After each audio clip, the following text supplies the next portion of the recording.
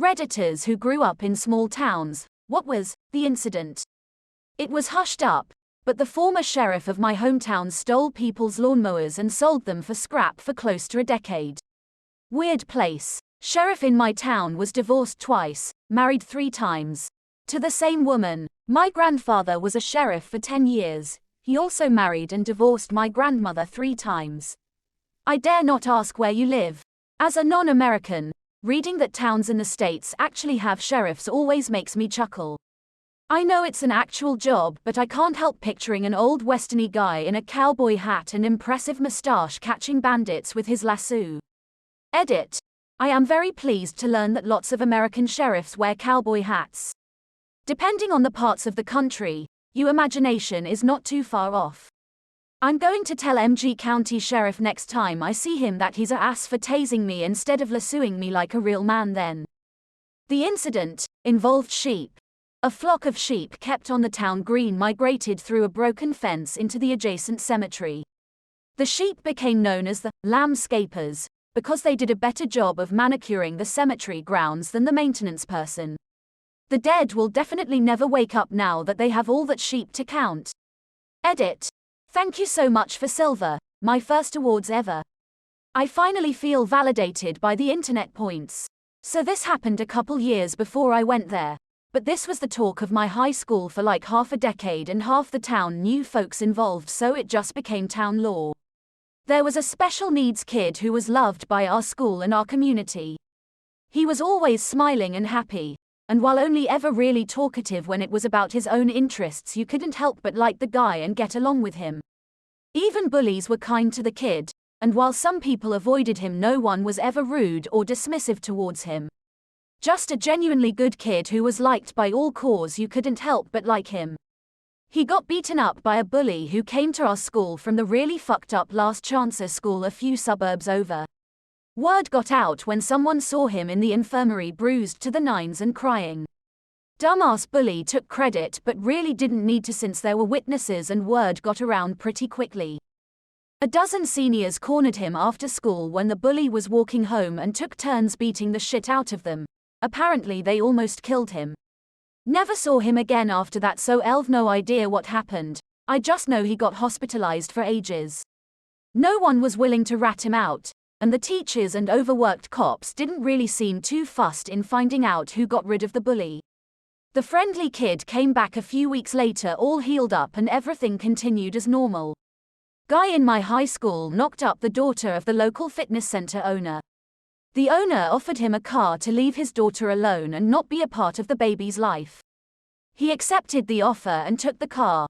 Once she gave birth, they ran away together in the car. The fitness center owner found them, torched the car, and threatened to kill the guy. They fought and the baby daddy won. This apparently garnered some respect from both men and now everyone seems like a happy family. That was a wild ride. Small town in Missouri. Bianca Piper. It was 2005. Supposedly she went for a walk after a fight with her mom and was never seen again. I was a junior in high school and skipped school that day. My friends and I freaked when we saw cop cars and helicopters out everywhere. Thought they were looking for us. Everyone here has always said her mother had something to do with it. Her older sister got arrested years later for a sex trafficking thing in STL, I think. Small town in Maryland, 2009. 11-year-old Sarah Foxwell went missing 3 days before Christmas after she was kidnapped from her house by her uncle. Her uncle was a registered sex offender previously and was arrested but wouldn't say where she was.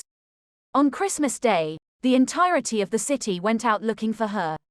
Literally thousands of volunteers filled the volunteer consolidation point of the local baseball stadium, the Shorebirds. They had to start turning away volunteers. I remember having dozens of people going through my backyard, and I lived like 5 miles away from where it happened. Unfortunately, they found her body during that search, and he had raped and murdered her. He admitted guilt. That piece of shit is serving 2 consecutive life sentences. The sheriff pushed for the death sentence for him, but it was not allowed. This actually brought tears to my eyes writing out. So fucked up. A family friend was a public defender who had to defend a guy like that. Fortunately, the evidence was clear. but afterwards he said that if he'd won, he would have moved to the other side of the state. A guy robbed the bank, then ran to his home to hide, that was down the street. Took the cops an embarrassingly long time to get him. I lived in a small town in Nebraska for a year where the jail would let trustees wash the vehicles as a work program. One of the guys decided to walk right off the lot one day. The cops found him about an hour later in his living room watching TV. He still had the cuffs on. Some cheerleaders pooped on a pizza at cheer camp and blamed the rival high school's cheerleaders. George Bush, president at the time, even spoke about it. Pastor's son got caught jerking it to gay porn in the walk-in freezer at the Pizza Hut. He did not work at that Pizza Hut. I'm at the Pizza Hut. I'm at the gay porn freezer. I'm at the combination Pizza Hut gay porn freezer. Nothing like a Pizza Hut gay porn freezer to bring folks together. Had to do a debate on religions, but my school blocked all the non-Christian websites, so we needed the IT guy to unblock the sites. When I asked my teacher to get an IT guy, he said that we were unable to block the sites at the moment. Turns out that same day, the IT guy was arrested for over 500 counts of child porn on his work computer. He fucking dragged the child porn into the computer's trash can and thought it would disappear forever. The IT guy, I bet that you had a town library, and in that library there was an old librarian that knew where all the secret books about the unholy religions were. Who needs a stupid IT guy? A little over 30 years ago, the police and fire departments played in a charity basketball game that raised funds for DARE.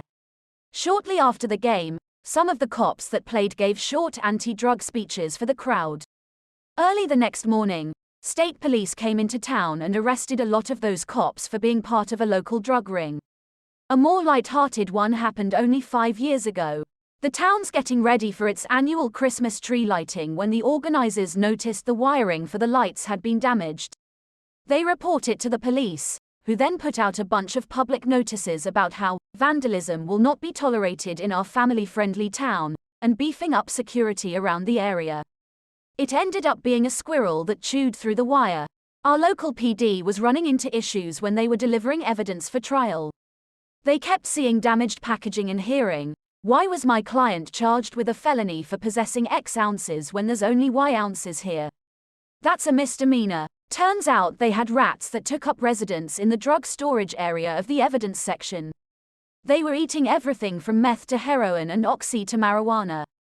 Took them ages to finally exterminate the last one. One laugh when I think of someone fighting rats on PCP. Teacher swinger sex ring got exposed. Everyone in the school and their parents found out pretty quick. Middle school vice principal ended up divorcing his wife due to later swinging incident. Funny, last year, which was my senior year, there was a rumor that on Teacher in Service Day, there was gonna be a big swinging party. You know what happened? They all watched movies, ate popcorn, and played board games. No swinging happened. It started with the kids from down the road playing My Neighbor's Haystack. My neighbor was, unfortunately, batshit crazy. So he put bear traps in his haystack.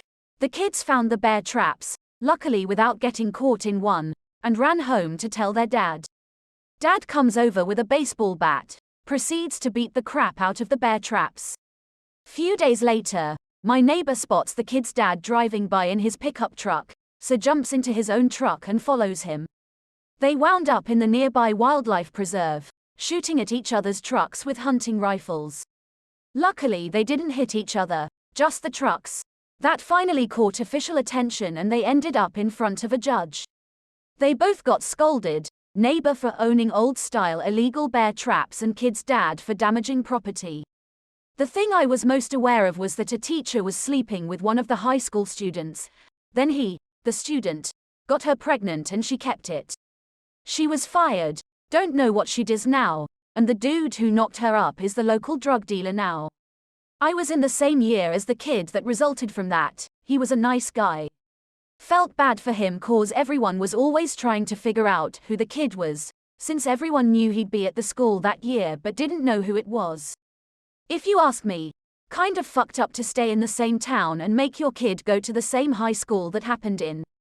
A little girl had a seizure, or hit her head. Nobody knows for sure. In the YMCA swimming pool, went unconscious, and drowned during a youth swim team practice. My sister and her friends were also on the team. They saw her at the bottom of the pool and thought she was just messing around. Lifeguards and instructors weren't even paying attention. I live in a little town next to the sea. One time during his morning swim, a guy found a body on the bottom of the sea a few meters deep, with weights attached to him. For weeks we didn't know if it was murder or suicide. Pretty scary. Turns out it was suicide. Imagine changing your mind when you're already down there. There's a couple dozen people who survived their jump from the Golden Gate Bridge. Most die, although not instantly, and almost all of them report that they immediately regretted the decision the moment they jumped. Say yeah, chances are they regretted it, same as people who hang themselves, etc. My lunch ladies won the Powerball when I was in 9th grade. Each took home $1.1 million. Each week, they each put in a quarter and bought Powerball tickers, and one week they won. There were news teams there for days doing interviews. It was cool that most of the lunch ladies stayed working there. The older ones retired, but almost all of them continued to work. It was a really big deal for a long time. We actually have two. 1. The family video hostage crisis. Manager's ex-BF came in with a gun. AMD took everyone hostage. Gathered everyone into a room and then grabbed an acquaintance of mine, put a gun to his head and told everyone to back off of him. One gentleman refused, got the gun pointed at himself, and dude pulled the trigger. And the gun jammed. He bought the wrong kind of 9mm ammunition for his handgun. He got absolutely shit-stomped and prosecuted to the full extent of the law, and my buddy went to therapy for quite a long time. 2. People's Drugstore robbery. A very addicted individual walked into the pharmacy with a gun demanding Suboxone. Once he got it, he told everybody to get out and started ruffling through the shelves. Police came and cordoned off the whole block and spent 5 hours trying to negotiate with him. They eventually raided the place and found it empty, the man and a great deal of painkillers, mostly, gone without a trace. They never found him. We had a serial killer that used the murder weapon as a prop every Halloween. Go on. John Eichinger. Full disclosure, the murders didn't occur in my hometown. This dude killed 4 people like a decade apart. First was a girl he used to D&D with who rejected his romantic advances, and then years later he killed a different girl who also rejected his advances, her sister and her sister's 3-year-old daughter. The murders happened in PA, but he was living in Somits Point, NJ when they occurred, and allegedly he admitted to wearing a scream mask and carry the murder weapon, a chef's knife, at Halloween for trick-or-treaters. I do not specifically remember seeing him while trick-or-treating, but his house was in the approximate area of town that my friends and I would have been trick-or-treating. I 100% encountered a serial killer brandishing his murder weapon at me during my primary school years. The supermarket I worked at was the site where he was arrested. He worked there about 3 months before I was hired. The real kicker for me personally is a few years later my best friend's parents got divorced and his mom ended up moving in with Eichinger's mother. They were friends from church. We spent the summer hanging out at this dude's house, actually his mother's house, playing with his dogs and swimming in his pool. The house was covered in pictures of John and his 4 brothers. I have a specific memory from that time of watching Game 7 of 2010 Eastern Conference Semifinals, NHL, at their place and helping the mother clean up the garage afterwards. My buddy found a large box full of rusty knives and we just closed it nervously and didn't say anything because WTF. A light shining into the sky a couple times from out in the woods. Police went out to check it, found a man no one knew in a cabin no one knew of, loaded with guns and ammunition. When asked why he had so many, what he was doing shining a light into the sky, he was sending a beacon to the aliens because they told him to shine a light to guide them when he had things ready for them. Yeah, the man is single-handedly going to start a war with either friendly aliens or not so friendly aliens. Fighter pilot drew a dick in the sky. A slasher movie was filmed here, and before production began the town cleaned up and painted one of the main areas that was going to be used in the movie. The studio then had to bring in a team to undo all of the cleaning and painting because it no longer looked authentic. The 40-something drunk man who broke into the high school dressed as Batman to prank scare the high school classes by staring in the windows, then running away giggling uncontrollably to appear somewhere else on campus and scare a different class. There was an hour-and-a-half-long lockdown and he ended up found and arrested. Thanks for watching. If you enjoyed this video, please don't forget to like, comment, and subscribe. See you in the next one.